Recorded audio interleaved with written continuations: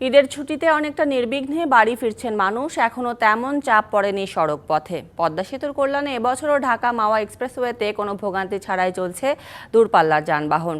স্বাভাবিক সময়ের চেয়ে গাড়ির চাপ কিছুটা বাড়লেও কোথাও বিড়ম্বনা নেই। পদ্মা সেতুতে 7টি বুথে নিরবচ্ছিন্ন টোল আদায়ের ব্যবস্থা নেওয়া হয়েছে। মহাসড়কে সর্বোচ্চ নিরাপত্তা নিশ্চিত করতে হাইওয়ে পুলিশের 8টি ইউনিট কাজ করছে। এদিকে ঢাকা টাঙ্গাইল মহাসড়কে যানবাহনের চাপ বাড়লেও নেই কোনো যানজট। ব্যক্তিগত গাড়ির সংখ্যাই বেশি। এদিকে দূরপাল্লার বাসে বাড়তি ভাড়া আদায়ের অভিযোগ করছেন যাত্রীরা। অন্যদিকে সাভারের ঢাকা আরিচা ও নবীনগর চন্দ্রা মহাসড়কে ঘরমুখী যানবাহনের চাপ বাড়লেও এখনও নির্বিঘ্নে চলছে যানবাহন।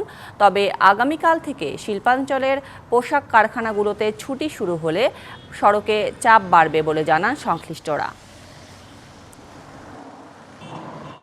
উৎসবে খুশি হবে নগদে বেশি, কারণ ঘন্টায় ঘন্টায় আছে গিফট জেতার সুযোগ।